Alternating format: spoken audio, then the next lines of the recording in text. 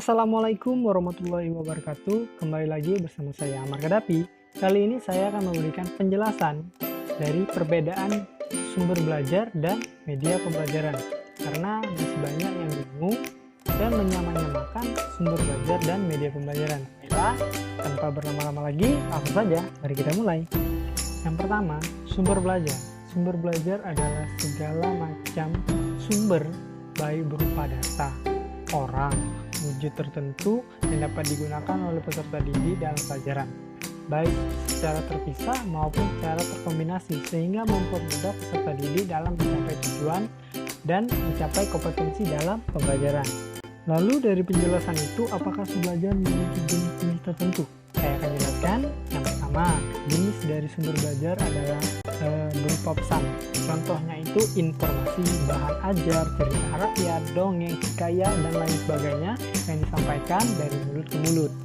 Lalu yang kedua, orang atau manusia. Maksudnya di sini adalah seperti profesi. Jadi yang memiliki ilmu dapat didengarkan seperti guru, instruktur, siswa, ahli-ahli, para narasumber, tokoh masyarakat, pimpinan, dan lain sebagainya. Yang ketiga itu adalah peralatan. Jadi peralatan di sini seperti buku, film, slide, gambar, dan bahkan candi dan arca pun termasuk. Lalu berikutnya ada seperti perangkat keras komputer, radio, televisi, CD, DVD, kamera, papan tulis, dan lain sebagainya. Lalu yang berikutnya itu adalah teknik atau metode. Jadi teknik atau metode ini seperti kegiatan, seperti diskusi, seminar, pemecahan masalah, simulasi, permainan, dan lain sebagainya. Dan yang terakhir adalah lingkungan atau setting. Masuk lingkungan ini adalah tempat sekitar yang akan diamati seperti ruang kelas, studio, perpustakaan, aula, taman, kebun, pasar, toko, museum, dan lain sebagainya. Jadi, dari banyak jenis sumber belajar pun memiliki beberapa fungsi, terutama dalam dunia pendidikan.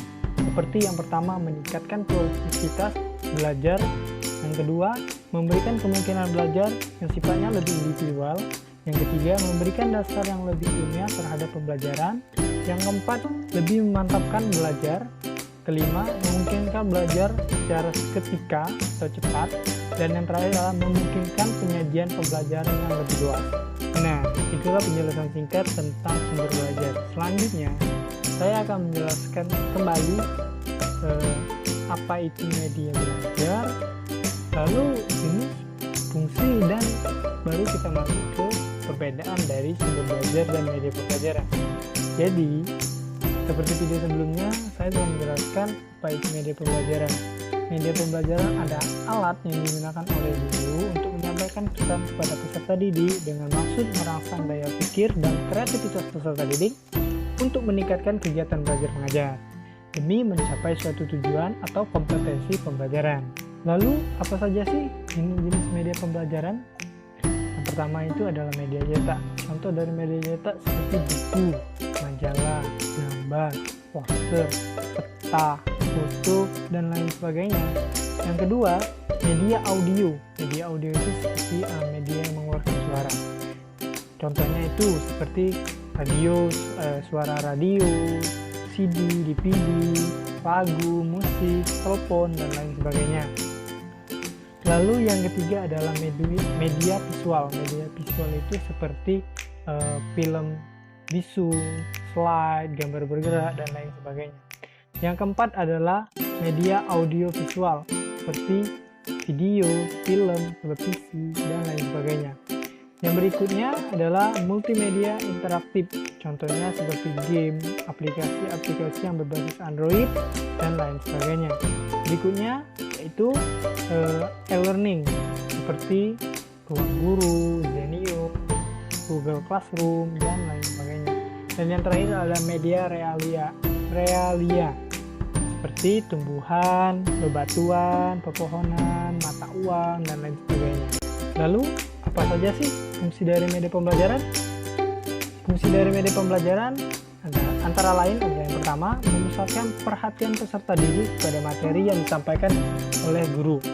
Yang kedua, menggugah emosi peserta didik untuk lebih aktif lagi dalam proses pembelajaran. Yang ketiga, membantu peserta didik memahami materi pembelajaran. Yang keempat, membantu peserta didik mengorganisasikan atau mengkelompokkan informasi.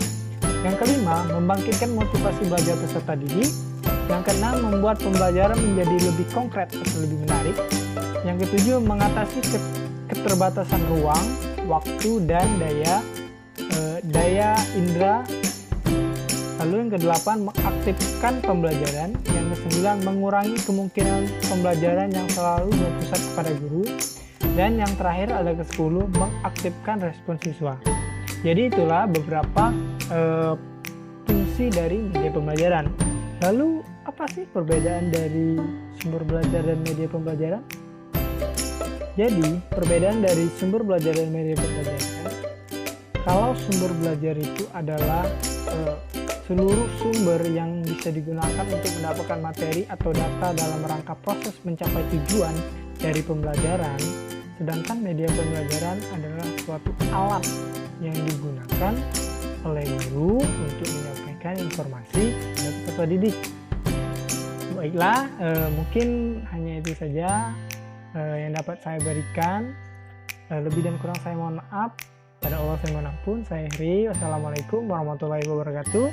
Sampai jumpa di video berikutnya. Jangan lupa like, comment, share, and subscribe. Dah.